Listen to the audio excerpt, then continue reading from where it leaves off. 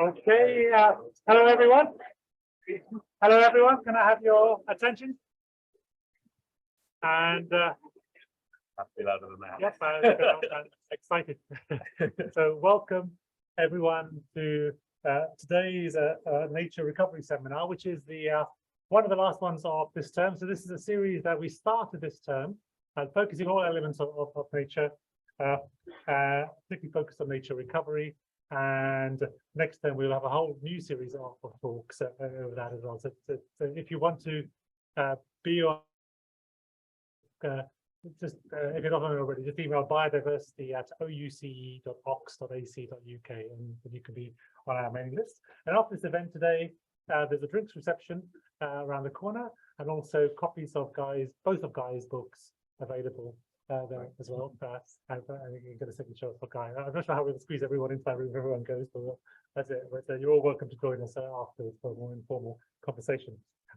Just before I introduce Guy, and is next week at this same time, and that's Erik Lundgren from Aarhus University in Denmark, talking about introduced megafauna and the biological reality of native species. So that'll be one about the controversies about non-native animals being reintroduced and rewilding experiments. That should be quite an interesting seminar as well. So now to introduce Guy. The Guy is a writer and environmental campaigner. He's worked a number of roles for Rewilding Britain, for Friends of the Earth, UK government's DEFRA, and New Zealand's Ministry of Agriculture. And he's written widely for publications, including The Guardian and The New Statesman.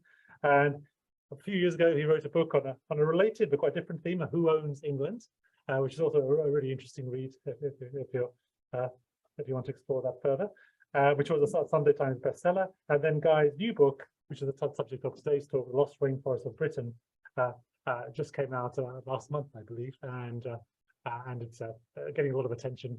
You might have seen in the press, and you're welcome to dive into it after this talk. So thanks for joining us, Guy. Over to you.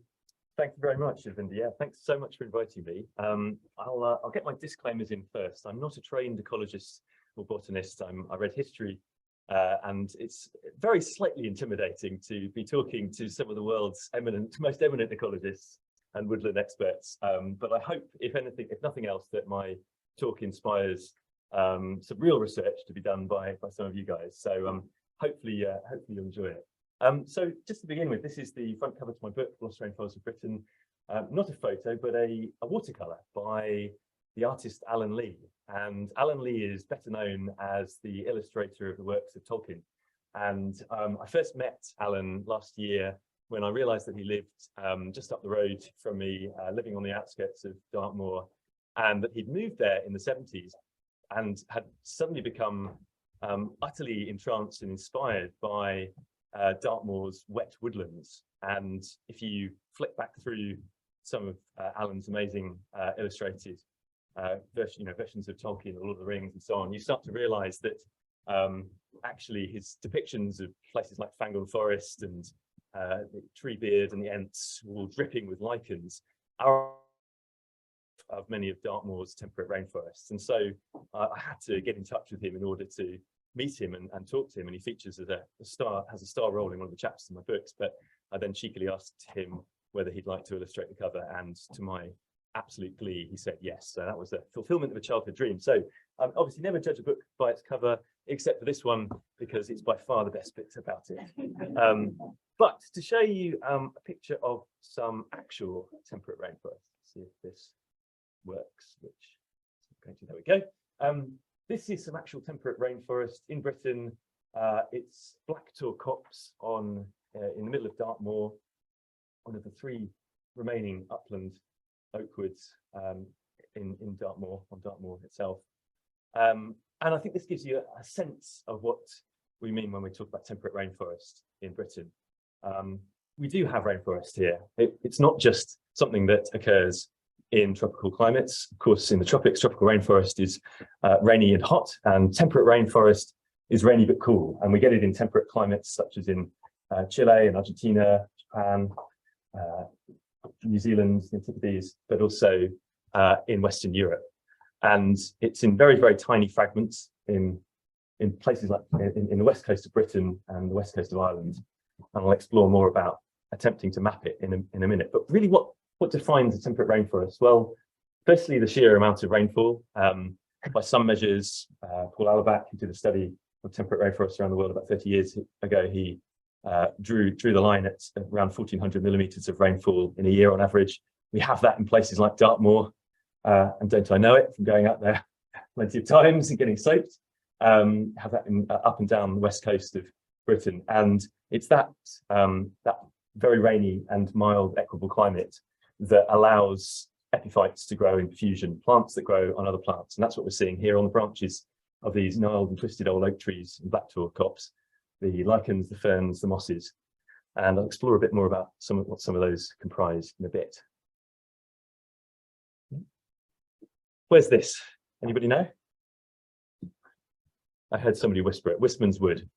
This is probably the most famous fragment of temperate rainforest in Britain, Wistman's Wood. I think you can get a sense that this is not a photo of mine. Much more professional photographer took this, a guy called Tom Williams. And I think you can get a sense of the sort of microclimates that also exist in some of our temperate rainforests here. The mist that's swept in off the moor and is clinging to the trees, and everything dripping with moisture, and all the mosses that are covering every surface, all the boulder field there that Wistman's grows in, and from which it's protected by sheep, but also the epiphytes growing from the branches. And whilst Wistman's Wood and blacktor couples of Atlantic oak woods, our temperate rainforests are not necessarily entirely defined by simply the species of tree that grows in them, more by the climate. And another sort of a type or flavour of temperate rainforest that you get in parts of the British Isles is Atlantic hazelwood, even rarer. And it's something that has, I think, really only recently been recognised as forming a habitat in its own right, a type of woodland. Sandy and Brian Coppins, they've written an entire book about it.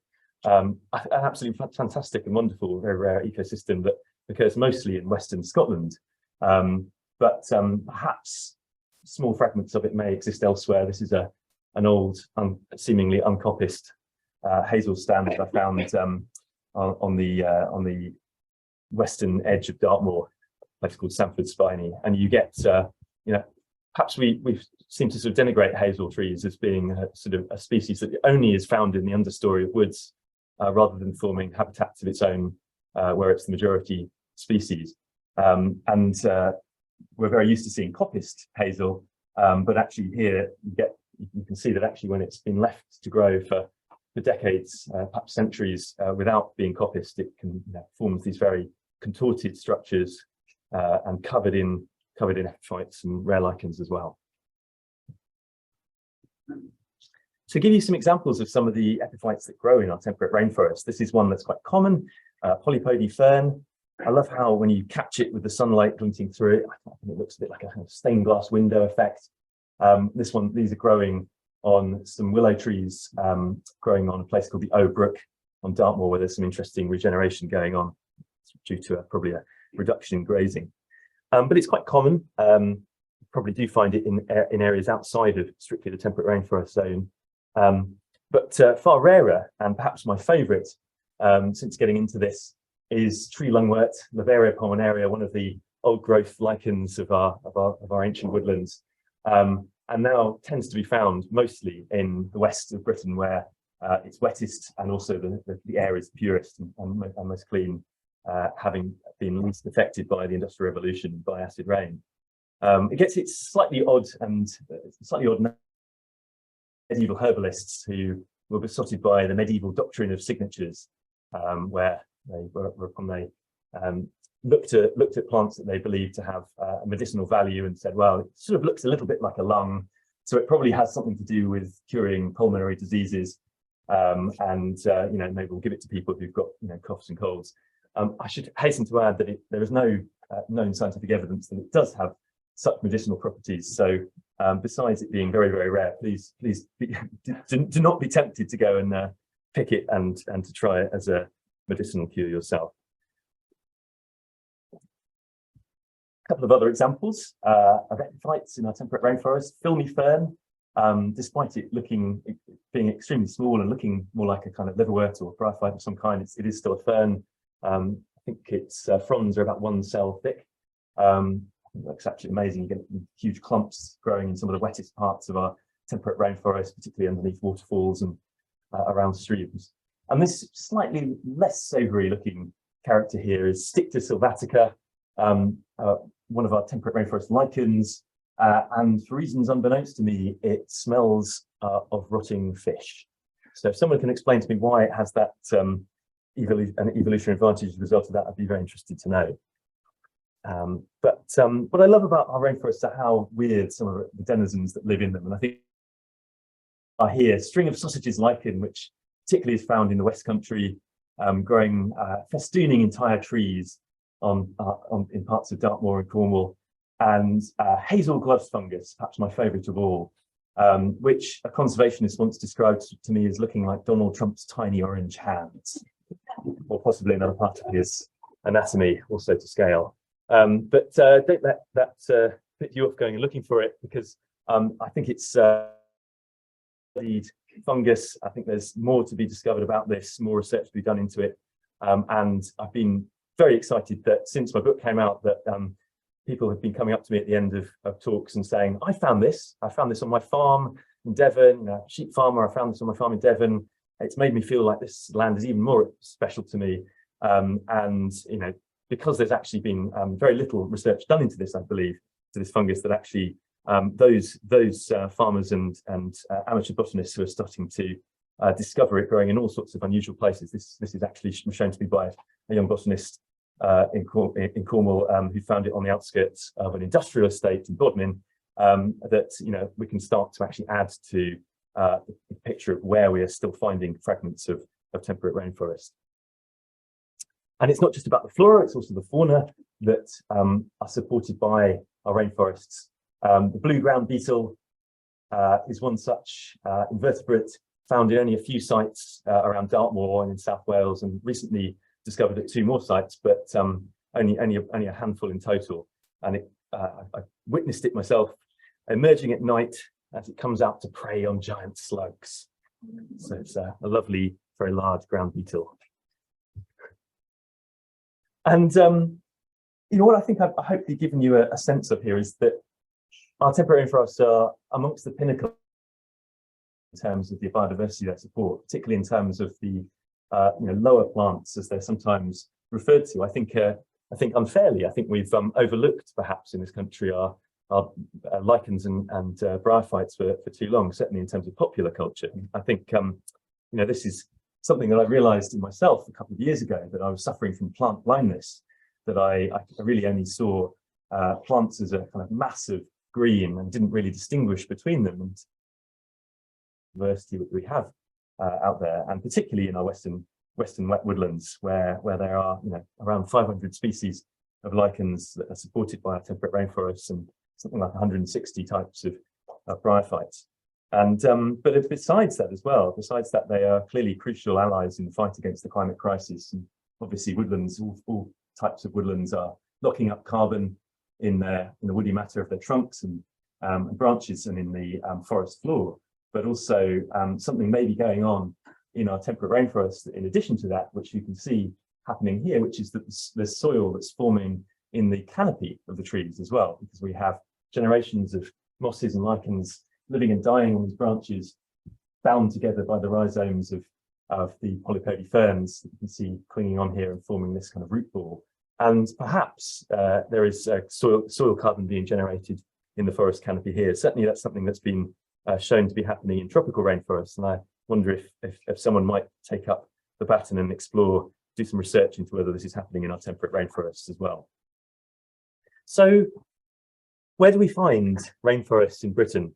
When I first moved to the West Country about 2.5 years ago, I quickly fell in love with the fragments of rainforest I was finding on the outskirts of Dartmoor and other parts of the West Country. But it was something where I thought, well, clearly other people have looked into this. I started reading some of the work of ecologists and botanists to kind of map and explore these habitats. But I also thought I should do perhaps a little bit of citizen science by asking just people if they had spotted them themselves, and set up a blog, started a Google map, this one here, and sent out a request on Twitter, and people soon were sending me hundreds of submissions of wet woodlands that they'd found on their lockdown walks, or thought they'd witnessed, and polypody ferns to send me photos of them. And some of them were starting to get into the trying to look for some of the rarer lichens and bryophytes too. And so this was obviously this bit of citizen science wasn't hugely scientific. I fully admit that the guidelines I gave to people were kind of quite basic, kind of looking for quite a common epiphyte, polypody fern, which probably does occur outside of the rainforest zone. But I think it was also a really interesting exercise in trying to engage people, and also to kind of understand that there is this sort of latent interest, I think, in nature and botany that perhaps has started to bleed out of our formal education systems these days. That there is no, my understanding is there's no botany courses being taught at graduate level anymore, and obviously we're only just starting to talk about reintroducing natural history as a GCSE level. So I hope if nothing else that this started to kind of engage people, some people in looking for plants in their area again. But I knew that there was obviously more to do to kind of engage with the details of the data about where our temperate rainforests might be found. So I started working with a professional GIS digital map maker, Tim Richards, to try and map Britain's temperate rainforest zone. And we built upon the work that had been done previously by Professor Christopher Ellis, the Royal Botanic Gardens in Edinburgh, to map temperate rainforest in a sort to improve on looking at this issue, and by using more recent and more detailed Met Office rainfall records and temperature records to try and build up a picture of the sorts of climate that we might expect rainforests to thrive. And that's shown in this map here on the left, the starting in green and going into blues and purples, simply indicating using this index of hygrothermy how much wetter it and better it can be in places like the north of Wales and western Scotland for this habitat to thrive in its most profuse form. But in terms of what actually is left, we've got a rainforest zone, we think, in Britain that covers something like 20% of the country, but what actually is left in terms of actual rainforest fragments is far less, something more like 1% of the country. And just to say a little bit more about the methodology we use to try and produce something that are far from perfect, and I hope others will be able to build upon. But as I mentioned, the rainforest zone, the kind of climatic map was built using kind of an equation that combined Met Office rainfall and temperature data. Rainforest fragments, we ended up alighting on using ancient woodland inventory data for and merging them together for England, Wales and Scotland, simply because there didn't seem to be anything else so comprehensive. A polygon map of woodlands of the right sort of type. We were keen to find anything else, any other data sets out there, looked at for national vegetation classification data sets. Seemingly, although this had been started as a huge endeavour back in the 80s, there still seems to be no comprehensive polygon map of MVC woodlands for the whole of Britain, which is a great shame. But so we sort of fell back on some of the work that had been done to look at ancient woodland and the clearly some of the species that inhabit our temperate rainforests take a long time to colonize and to emerge. So we thought that the ancient woodland data sets would be a good proxy in the absence of anything else for ecological continuity. And then we added on all the dots here you can see on this map. This is the interactive map version, which you can access via the URL in the slide there. All the dots in this map are showing lichen records for a set of indicator species of oceanic lichens and also bryophytes as well, that were supplied to us by Ben Averis, a fantastic biologist who's done a lot of work looking at temperate rainforests in Scotland. And then we pulled in all of the records for these indicator species from the National Biodiversity Network Atlas. So clearly lots more work to be done on this. It'd be great if others wanted to take up the baton and look at things like microclimates, rainforest or temperate rainforest like habitats might be surviving and thriving outside of the main temperate rainforest zone. Areas where sort of aspect and sheltered ravines and so on, places like that where the microclimate might be allowing oceanic species of lichens and bryophytes to thrive as well. But what these initial maps have allowed us to do is also to try and start to influence policymakers, because say, well, you know, Natural England, you say you're protecting some of these very precious sites, but actually by comparing the maps that we've made with where SSSI's sites of special scientific interest currently exist, around 3/4 of temperate rainforests in England, we think, are actually lying outside of protected designations and so do not benefit from those legal protections. So given that this temperate rainforest zone covers around 20% of the country, but we only have 1% rainforest left, what happens to our rainforests? Well, unfortunately, Britain is a rainforest nation that arguably cut down most of its rainforests. And it may have started doing so many centuries ago, even millennia, back in the Bronze Age, when Bronze Age farmers started to clear many of the forests, much of the wildwood for agriculture. And obviously, I can't get too upset about that. That did take place a long time ago, and it was obviously something that was being done, you know, for subsistence agriculture. But what I think I can get justifiably a bit more angry about is unforgivably how some of our temperate rainforest fragments were cut down as recently as the 20th century by modern forestry practices. And some of them were even, in fact, felled by none other than the Dartington estate, which is near where I now live in Totnes, an estate that's kind of bit of a byword for environmental sustainability these days. But back in the 1930s, when shortly after it was taken over by the Elmhursts, who were quite a bohemian couple who wanted to regenerate and revive this estate and make it work in the 20th century, what they did was that they acquired a whole load of ancient woodlands, many of them Atlantic oak woods, in the temperate rainforest zone on the edges of Dartmoor, and they hired an economist from none other than Oxford University, who advised them that the best thing to do would be to cut them all down and replace them with profit-making conifer plantations instead. And this is the chap here, the economist Wilfred Hiley, whose work for the Dartington estate went on to influence much of modern forestry in the 1930s. You know, arguably, it was the Bohemians who first cut down a rainforest in this country, and set the stage for the post-war era in which forestry and intensive farming led to what Oliver Rackham estimated to be the loss of about 1/3 of all of our ancient woodlands, simply between the years 1950 and 1980. So a huge tragedy, and we're still living with the after effects of that today. But after the axes, in came the livestock to complete the destruction. And you've heard of rainforest beef and what it's done to the Amazon. Well, this is our version of it. It's rainforest mutton. This is one of the denizens overlooking the rainforest, the Dart Valley, eyeing up its next meal. And sheep in particular, being a non-native species to the UK, are, I would say, a particular problem for reducing and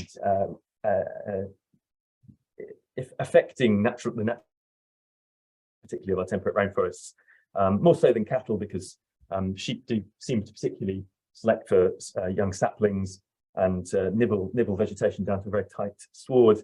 And this, to me, is why sheep are such a menace, and why often you find native breeds of cattle being used in conservation grazing projects rather than sheep. But you know, you might look at on a flock of sheep and go, well, they're surely just sort of now a well-accustomed and natural and normal part of the British landscape. Well, I hope I can disabuse you of that notion by showing you a map of sheep density in Europe. And this, according to the European Food Safety Authority, I believe, is quite how many sheep there are in Europe. And you can see that Britain is truly world-beating when it comes to sheep. Gets even more of a problem when we zoom in on data for Britain alone, and we see that, unfortunately, where there's the highest density of sheep, according to DEFRA's farm survey data, I think, there is also, there happens to be a correlation with the areas where the climate is best for temperate rainforest. And that actually, of course, is not a coincidence, because if you speak to any farmer in the west of Britain, they will tell you that the west of Britain is, of course, brilliant for growing grass and for palm. The problem is that, in my view, it's even better for growing rainforest. So that's something we need to contend with if we want to bring them back. And this is an example of a rainforest that is dying and nearly dead. This is actually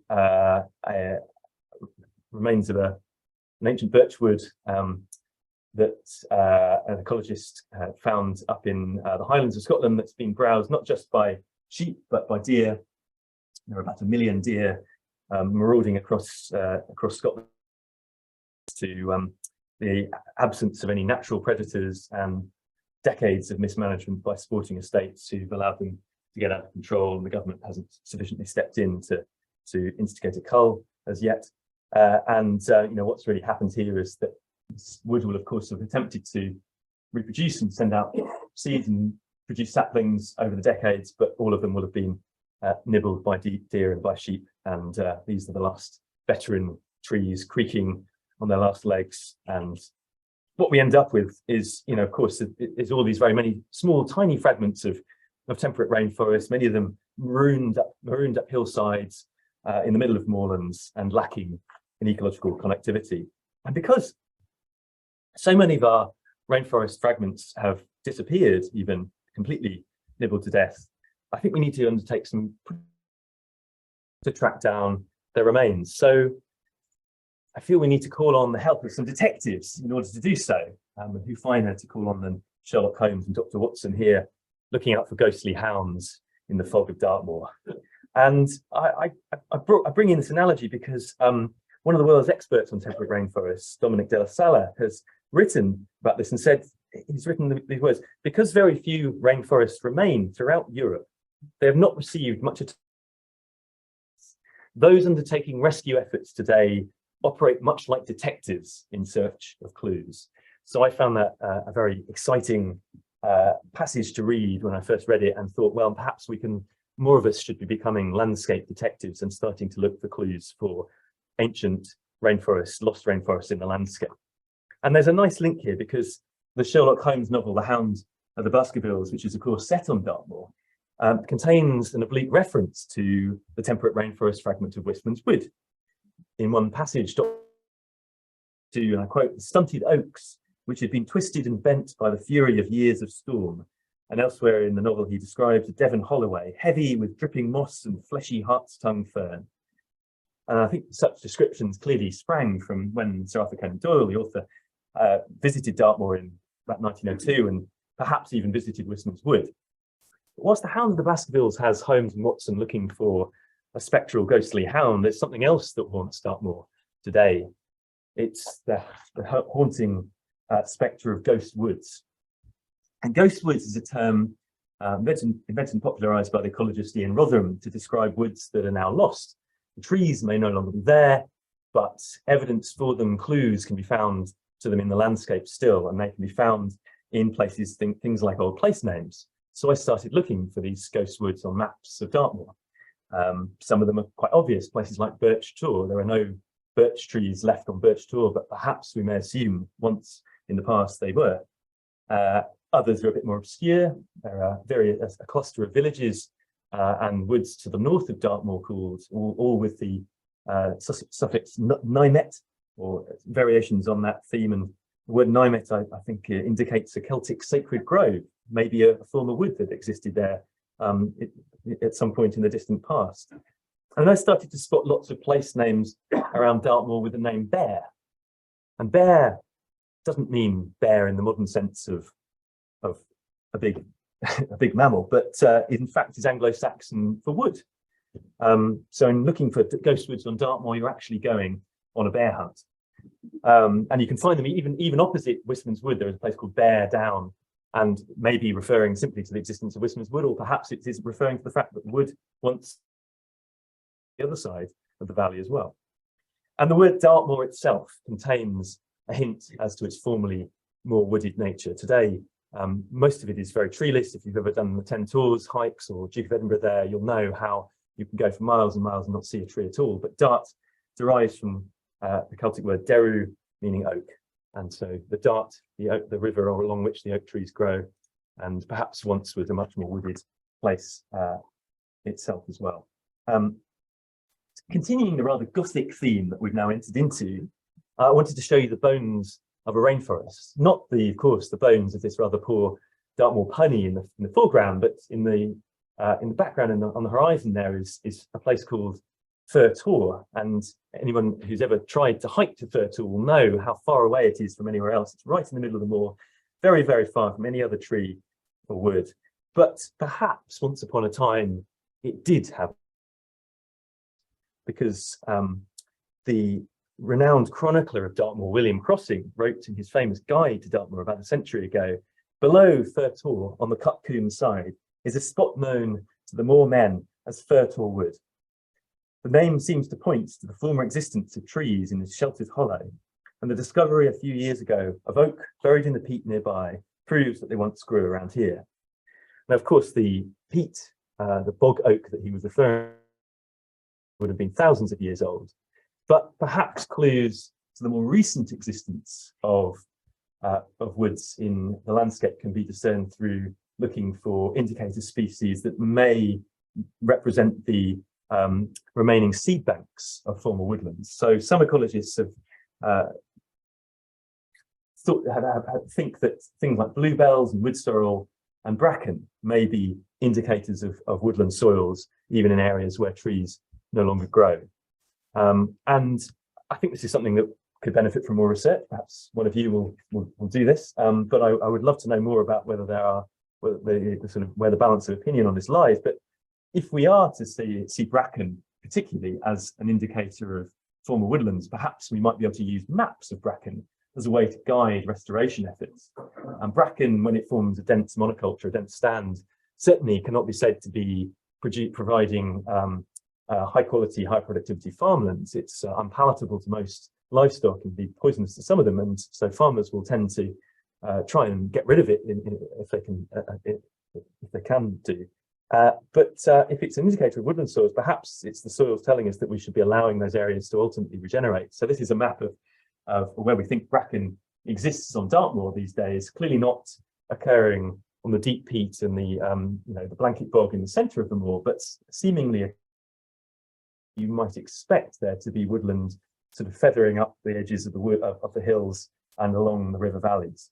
And there's some work being done by the Centre for Ecology and Hydrology at the moment, looking at trying to produce more accurate bracken maps. But again, that's something where I think more research could be done and would be very helpful. Because if this has been a bit gloomy up until now, talking about sort of ghosts and bones and how many of our rainforests we've got rid of, I hope it's actually about trying to find those clues for former rainforests and former woods in the landscape and allowing them to return, allowing us to resurrect them and to breathe life back into these lost landscapes.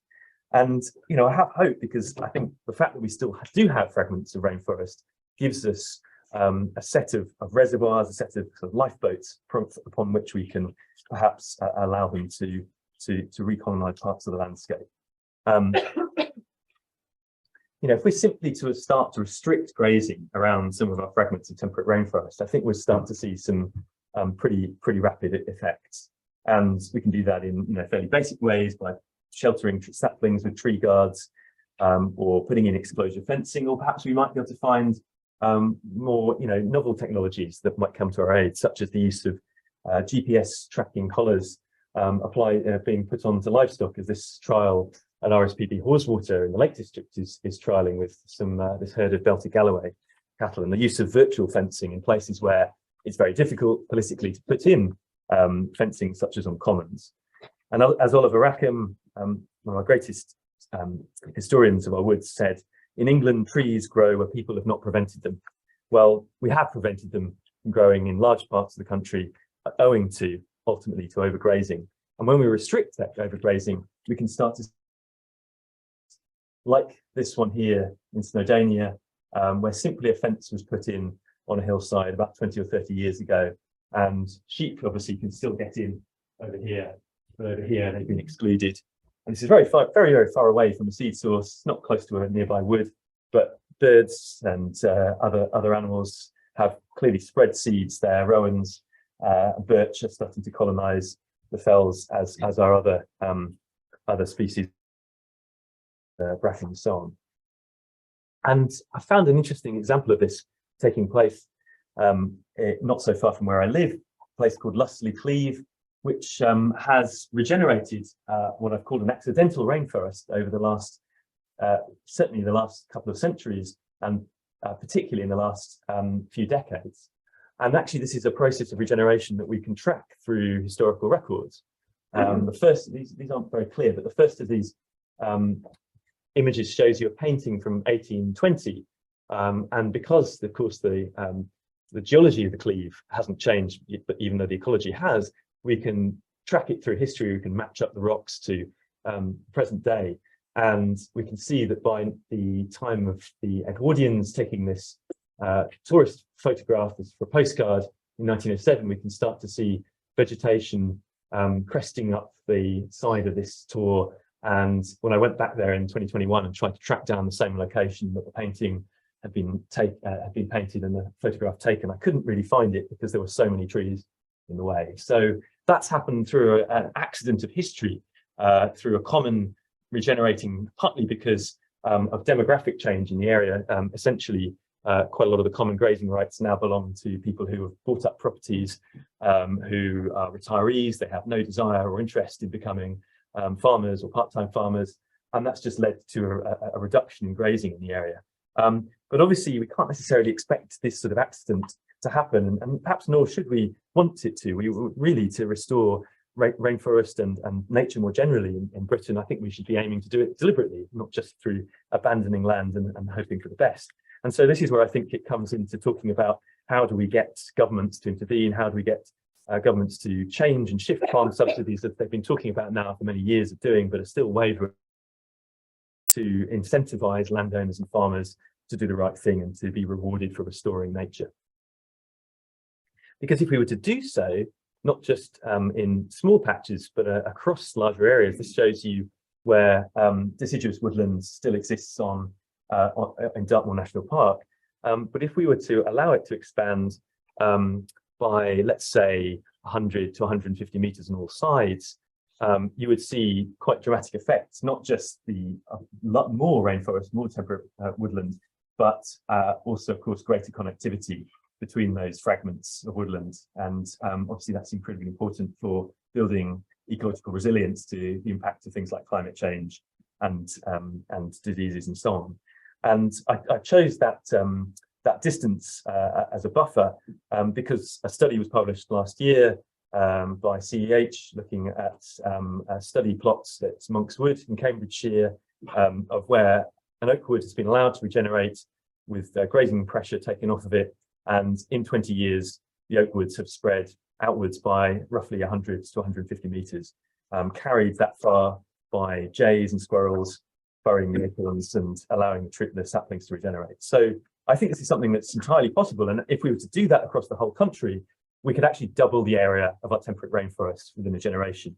Of course, it would take far longer for some of those amazing species of lichens and bryophytes to spread to them. But if you're allowing those ancient woods to grow outwards, surely ultimately what you would end up having is not just the trees spreading, but ultimately they would become, I guess, a vector for the other plants and fungi and so on as well. So I think that's what we're trying to do. That's what I've been calling for. And ultimately, I think we need political change to get this to happen as well, which is why over the last 18 months or so, I've also been campaigning, set up a campaign called Lost Rainforests of Britain, colleagues in an organisation called Seahorse Environmental, to try and lobby politicians, lobby the government, get ministers interested in this, and try to get them to, in the first instance, at least even acknowledge the existence of temperate rainforests, which they haven't done up until recently, as something that exists in Britain, and to start the process of getting more funding and greater protections according to and this is something that would be great if everyone in this room wanted to get involved with.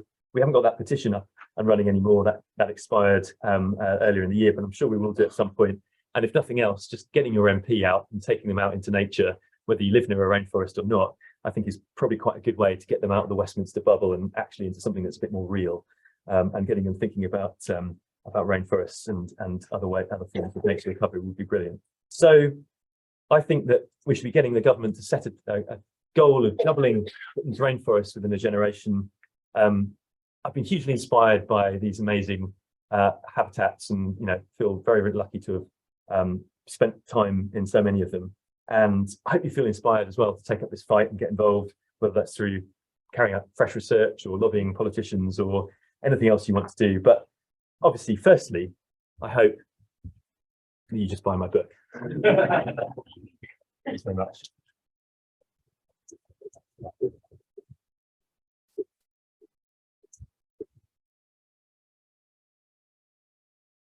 Thank you, Mike. Thanks. Beautiful slide. It's fascinating to hear your work, really pioneering awareness of this lost bio.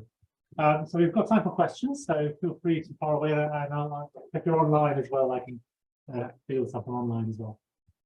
Any questions at the end there? Hi, this is kind of a nitpicky question, but it stuck out to me, and I've been obsessing over it for the rest of the talk. I'm just curious how you're defining, or where the line is regarding native species for sheep and cattle, because as far as I'm aware, cattle were also introduced, livestock cattle were also introduced from mainland Europe, and I was wondering what the time period was and how it differed from sheep. Yeah, sure. Very good question, and I guess taking issue is more the stocking density of any livestock more than anything else. My understanding is, and could well be wrong on this, but that sheep were introduced more recently, and that also that cattle, particularly certain breeds of cattle, are perhaps closer to kind of aurochs and so on, which we did have here since the last ice age. So I wouldn't want to be absolutely sort of ideological about that, but I think probably in terms of the sheep have on preventing regeneration of saplings is probably worse than with cattle, but ultimately the stocking densities are clearly too high, and that's the main issue really. I'll take one from online, from Luke's passage. What's been the reception of policymakers? Have you spoken to any investors or similar interested to buying back land for such purposes? Two questions there. Yeah, sure. Well, certainly there's been a good response from some policymakers, and some ministers are very excited by this and sort of get interested and start saying some warm words, and then they get sacked, or government falls and another government comes in. So it's quite hard to kind of get any sort of sense of sensible policy and continuity at the moment. I think, as we were talking about actually earlier, Edwinda, there's more interest, I think, in Scotland about this. There's obviously some incredible temperate rainforests in Scotland, and there's perhaps been acknowledgement of that there for longer. And so, organisations like Nature Scot are kind of talking about temperate rainforests far more freely than perhaps Natural England is. Perhaps we should be, seeking to get Natural England to adopt it as a term and use it as a useful term. I mean, in terms of investors, yes, there are various private landowners, as well as the sort of more usual suspects at places like the National Trust and Woodland Trust, who are starting to get interested in this. There's a landowner in Cornwall with the very appropriate name of Merlin Hanby Tennyson, who has got very interested in Celtic rainforest and how to starting to kind of revamp his entire business model for the estate and farm that he looks after, and work out how to kind of restore rainforest alongside making turning a profit as a business. So yeah, I'm encouraged by things like that. But yeah, I think ultimately we need to get policy change in order to incentivize more farmers, particularly of course sheep farmers, to do the right thing. So, yeah. Just to follow up on that, what sort of policy change are you pushing for? Yeah, sure. So a number of things. So firstly, that in England, the environmental land management scheme that's being discussed as to replace the common agricultural policy.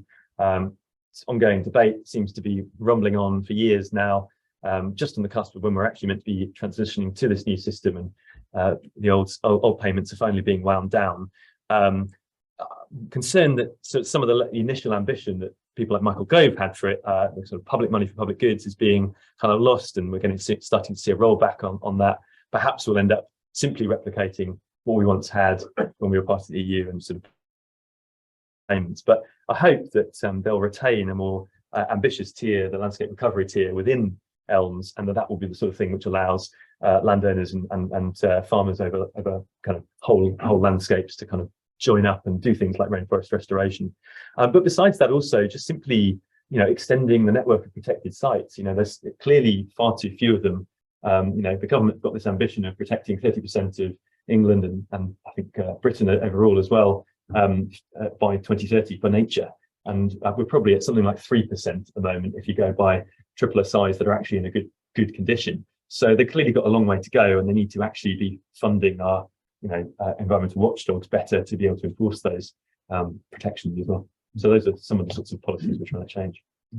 Thank you. More questions? Thank you, as a brilliant talk. My question is around, or have you done any work looking into how climate change may affect the suitability of some of these places that previously may have had rainforests, or potentially if the UK has become wetter, if there are new areas of land that might be suitable for rainforests to colonize or to grow? Good question, and I haven't.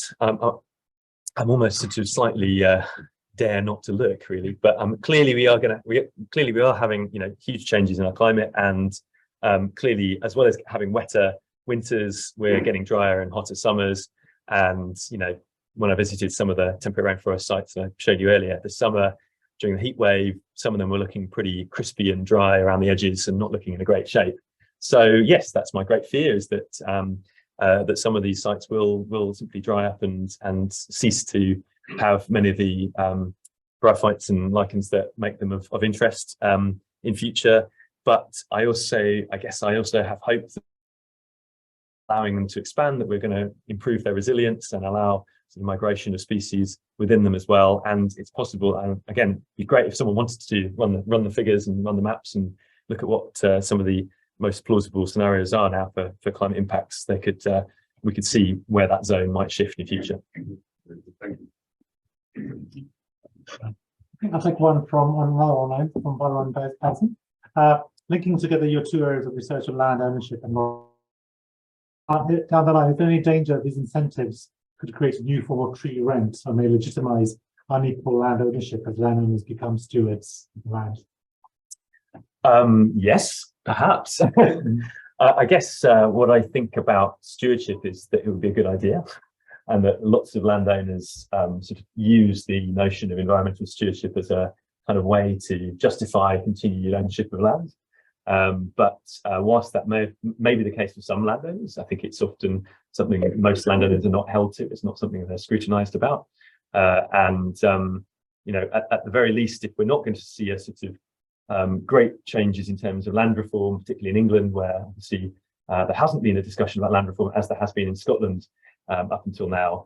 At the very least, I think we should be asking landowners to be good stewards of the land and do what ultimately we are paying them to do in terms of public subsidies. But what I think also might happen in future, I hope happens in future in England and Wales, as has been happening in Scotland, is that there's a greater community buy-in to land.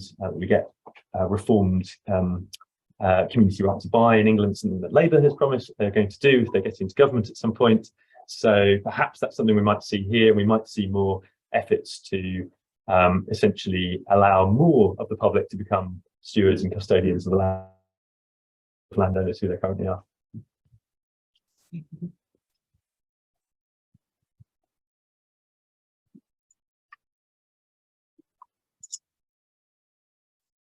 Hi, so thank you, that's fantastic. Absolutely love having the presentations. So there was two things I was just wondering about. The first is ancient mossy woodlands that are outside the rainforest, the official rainforest zone, so in England or Midlands, or how do they fit into the overall picture of what you're talking about? And the other thing is rainforests, temperate rainforests throughout Europe. Have we kind of got a map of those and how can we fit into that? Yeah. I mean, on the first of those, I assume, as I say, not a trained ecologist here, but I assume that there is and others in the room could probably talk far more authoritatively about this, but I assume there will be a gradation, and that you will get certain species occurring in other parts of Britain as well. But certainly in some of those, really characteristic oceanic species of lichens and liverworts and mosses do tend to occur within the main area where we've shown in terms of the rainfall and sort of the hygrothermy there, the kind of interplay of mild weather and very rainy weather. But clearly there are places such as in the gill woodlands of Sussex where some of these oceanic species of lichens have also been found. What is that? Is that a separate sort of habitat, or are they relics of a previous kind of previous Atlantic climate, or does it matter? Perhaps not. In terms of temperate rainforests across Europe, I'm led to believe there are some in parts of Norway and possibly even northern Spain, although they must be very different there in Galicia. But certainly we find rainforests that are very similar to the ones which are in the west of Britain. And there's also a book out this year about Irish rainforests by a guy called Owen Dutton. So plug his book as well. Definitely have a read of it. It's really good. And he's on Twitter as @IrishRainforest, and usually tweets loads of great pictures of the temperate rainforest he looks after. So yeah, check him out.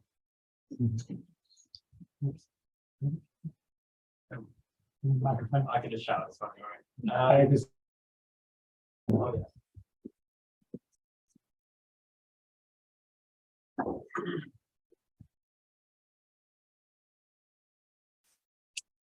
Cool, thank you very much. I'm just wondering, with the loss of deer, if you have lots of deer browsing around, would that, if you have too many deer, would it just like wipe out the rainforest like you showed in your picture? Is that a contributor to like rainforest decline? And you have like fence out deer to have a rainforest, in which case, how much of a functional ecosystem is it without large herbivores? Yeah, absolutely. I mean, deer are clearly a massive problem, particularly in Scotland. As I say, I think the latest figures are something like 1 million deer of all types are kind of now in Scotland. And I mean, ultimately, those numbers need to be brought down. And until we bite the bullet and reintroduce wolves and lynx, we're going to have to cull them, and that needs to be grappled with. I think we should be eating far more venison, to be honest, but doing so in a way that doesn't also encourage the farming of deer. So I think we need to eat down that population of deer, really. But also, you can put in fences, but obviously, with deer fencing particularly, it's huge cost, huge amount of work. And as you say, ultimately have a woodland that's hugely overgrazed, but equally it's also natural for a wood to have no animals in it. So clearly we do need disturbance. There's certainly a very valid debate about what's the right level of grazing pressure within a mature woodland or wood pasture. Certainly once you've got a woodland that's established, you may well want there to be a certain amount of grazing going on within it, browsing, because of opening up light levels for many of these species of lichens that are very sort of shade intolerant. So I think that's it's something that is a tricky balance to get. It's much trickier because we have so many tiny fragments left, rather than actually serious forests of any great size, in which you would get that natural variation, and you would get sort of obviously naturally occurring kind of glades and areas of disturbance and areas of more closed canopy woodlands. So yeah, lots of problems to try and resolve, but certainly bringing down the numbers of. Yeah, I'll take another one from online from Harry Stone, who works in small-scale regenerative forestry in Cornwall. And he was wondering how the doubling of rainforest cover in the UK works with the need to relocalize our wood economies and phase out fossil fuels. Is there a space to manage some of these forests?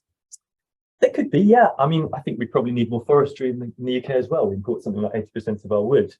So we're clearly very dependent on the, our wood footprint, if you like, is just in this country. But I think I'm not sure the point of restoring rainforests would be to then just simply cut it down again. It's possible, I guess, you could do there could be certain forest products, I guess, that you could harvest maybe sustainably from restored temperate rainforest, possibly a little bit of, few more hazelnuts, maybe. Maybe, as I say, talking about, venison and deer. I think ultimately, though, we should be doing this because it's an amazing ecosystem in its own right, and all of the ecosystem services that it provides, carbon storage and so on, the biodiversity value, and just because it's amazing. And I think we should be sort of unapologetic in talking about ecosystems as being objects of awe and wonder. And I didn't really talk about it here, but a lot of my book is about the kind of cultural importance of temperate rainforests, because I think they are written into our history and our myths in this country. And I think reclaiming that is perhaps argue back against some of who I think of as being slightly heritage fanatics in some of our national parks, who like to preserve the Lake District as a cultural landscape, which is an entirely unnatural, overgrazed one. So, yes, it needs to be balanced alongside food production, but I do think there's plenty of space for rainforests to be restored and for us to continue to produce food here. Okay. Back there. Hi, love the talk. You spoke on plant blindness. I was wondering if there was a particular experience where plants were revealed to you, and also how you would encourage other people to see plants and their diversity. Thanks. Yeah, well, I don't know if it was a particular occurrence. It was more just during lockdown, starting to get, just looking around my local area more and starting to get to learn the names of wildflowers, really finding a, fairly common species of orchid in a hedge. But I was just like, wow, I didn't realize we had that here at all. So that sort of simple reconnection, I guess. I love the work that the rebel botanists did during lockdown, where they chalked the names of, so-called weeds on the pavements of cities, and kind of reacquainted people with the fact that there is biodiversity all around us. But I think more of that, making it clearly relevant to everyone's, as well as restoring it to its place in the curriculum, its place in the syllabus from a very early age, really. So I think it would be great to see that.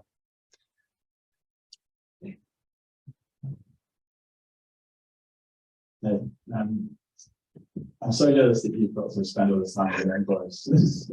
I don't actually have that much work covering. Yeah. But I just a question, maybe less technical, more emotive, which is one your time spent in rainforests. If you could come here and sort of go home message for us, and just wondering if you could sort of speak from the rainforest. What have you come here today to say? Gosh, I don't think I can be like the Lorax and speak for the trees, but certainly maybe I should speak for the lichens.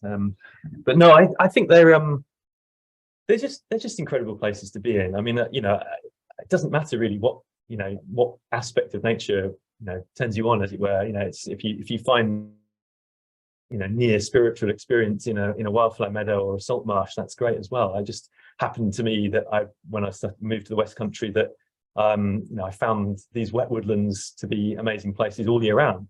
They're green all year round, they drip all year round. It's kind of a great place to be in winter, because they're just almost at their best at that time of year. And I think I'm sure what I hope they are thinking and they're wanting is for more people to appreciate them. Obviously, if you do visit them, do so with the utmost respect, please, and don't just don't leave any litter, but also pick up anything you find when you go to them. But I think more importantly is that we've got to work to try and restore them, to pressure our fairly unimaginative representatives in House of Commons to do something about them.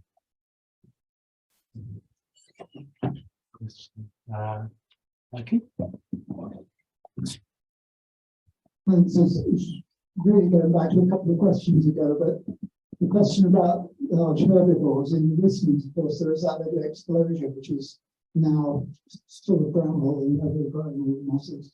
The other thing that you didn't touch on is how they were managed in the past, because an awful lot of them had a history of coppicing and charcoal making and all sorts of other things. Yeah, no, absolutely, and I'm not seeking to sort of say that that the only way forward is to entirely rewild, that there is no such usefulness of human management of some of these habitats or human intervention.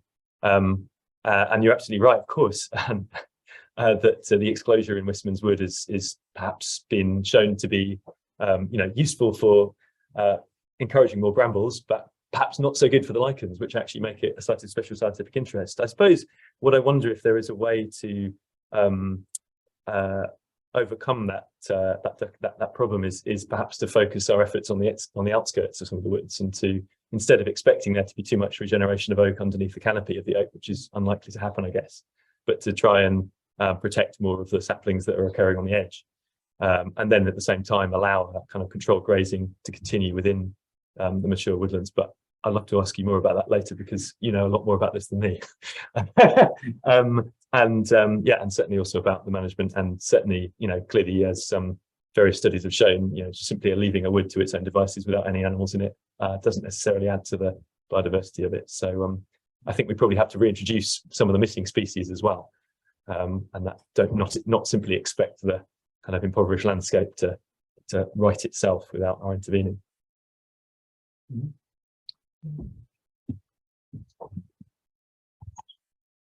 Hi, so I actually live quite close to Totnes, and Dartmoor's a very special place to me.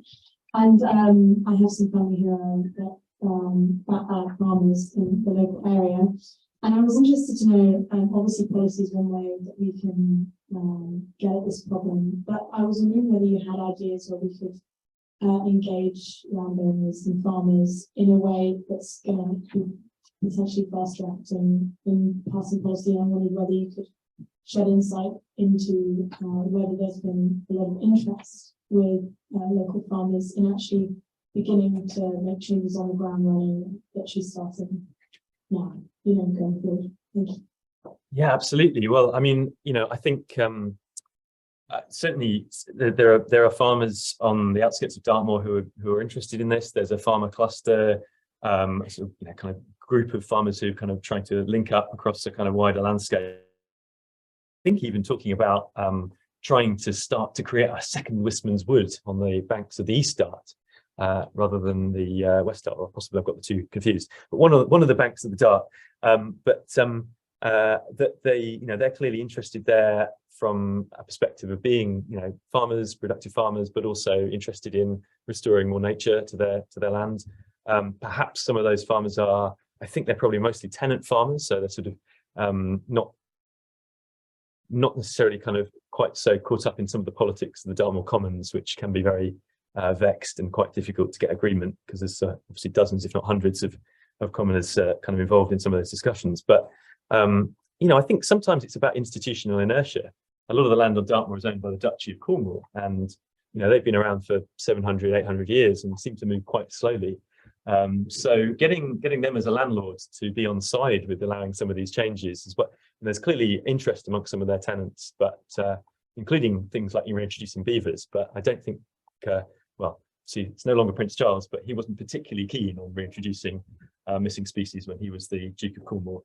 But perhaps Prince William might be. And certainly, I think, you know, perhaps if we're starting by talking about plants and fungi rather than leaping straight to the apex predators, perhaps that might be a way in to get slightly more farmers, you know, involved, rather than some of the sort of slight culture wars I think we've seen recently around, you know, rewilding versus sheep farming. But obviously there needs to be that debate, and there does need to be, you know, the economic incentives changed if we're going to see a reduction in grazing pressures on parts of the landscape where we want to see regeneration occurring. But it'd be great to chat afterwards as well.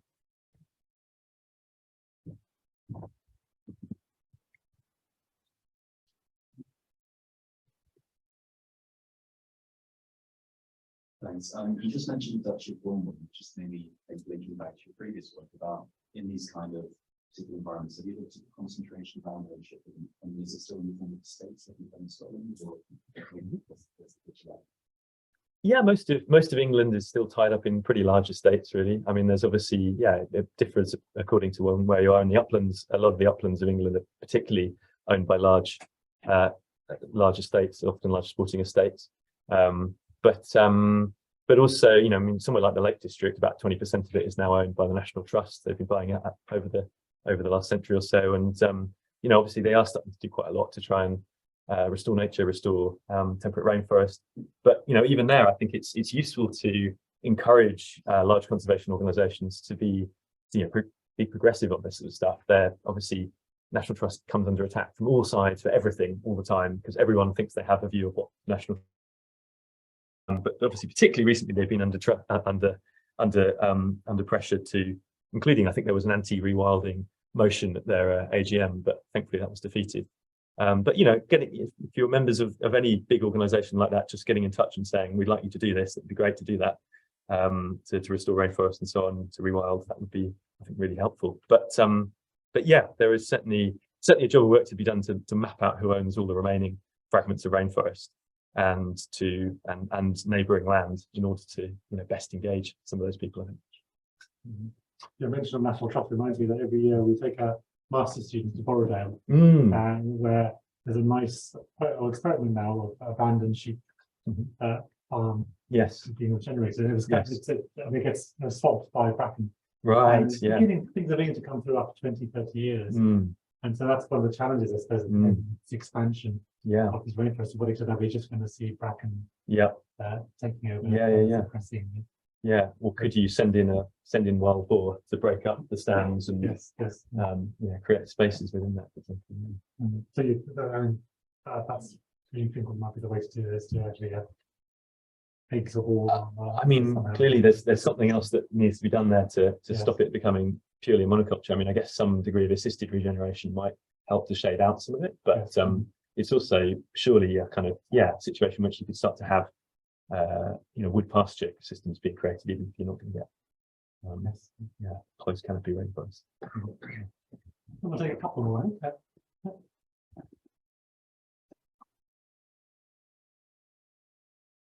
Hi, Guy. First of all, I wanted to say I've actually got the book. Page 234, really endorsed it. I think one of the things as well is that you know, it's been around for the past years, and what's doing is it's opening my eyes to what I've actually seen. I mean, only last month I was in the wood yesterday, covered in moss, but I didn't really quite appreciate what I was walking through. I just wanted to thank you for, you know, opening our eyes to what we're actually talking about. Actually got a rainhouse. One of my relatives spent the latter part of his working life out in Saba at the Devon Rainforest Research Station. And the thought, sitting here listening to you this afternoon, is that I think it'd be a really good idea to see if we could actually establish an equivalent temperate rainforest research station here in the UK. You know, where the techniques, processes, and protocols that they've developed to research the tropical rainforest can actually be brought to bear on temperate rainforest, and actually, you know, develop the body of understanding about, you know, how it works, what's in it, and, you know, and enlarge it, as we've been discussing today. So that's a comment on the question. But thank you very much. Brilliant. That'd be fantastic. Thank you. Arthur?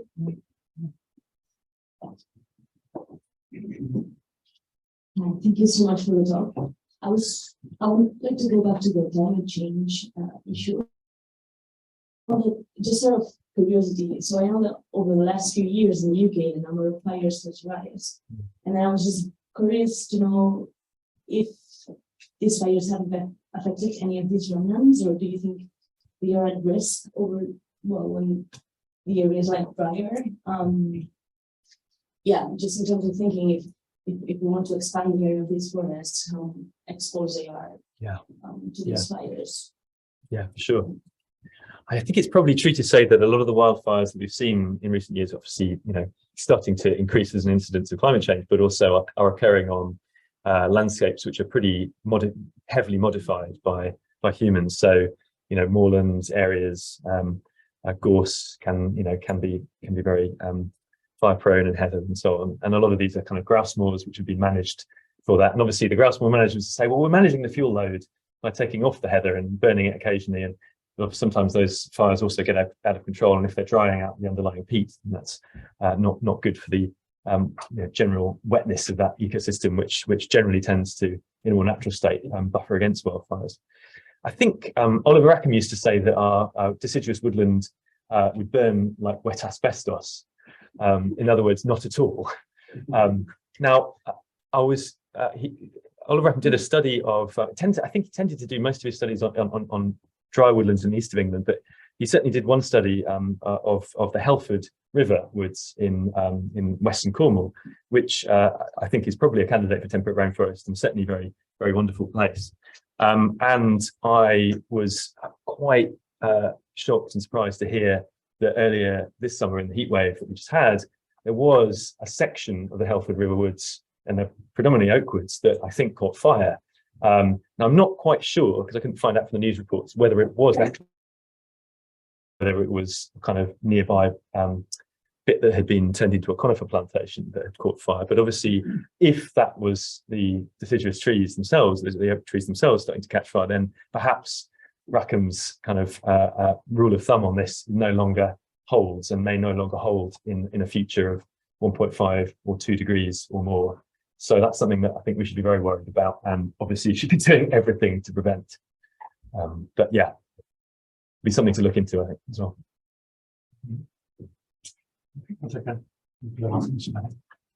Hi, sorry, this is a bit more of a hijacking than a question. You spoke about, ownership of land, and I know that's obviously a topic that you've covered very extensively.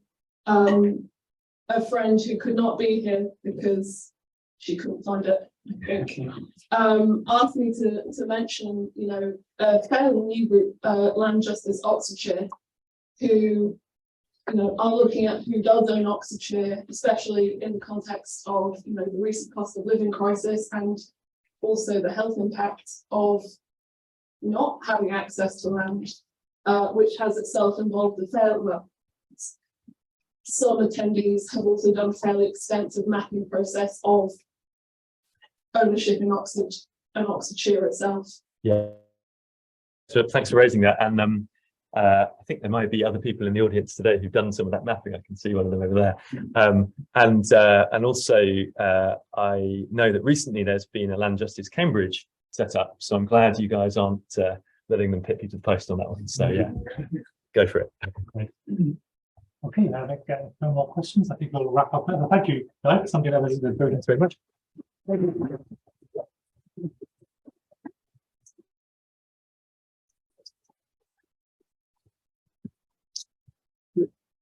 Well, this is to remind you, there's drinks in the room just down the hallway there, and other copies of Guy's books, both books available there. So Great. we'll make sure we get some access to wine. Thanks. Thank you, everybody online. Thanks online. That's all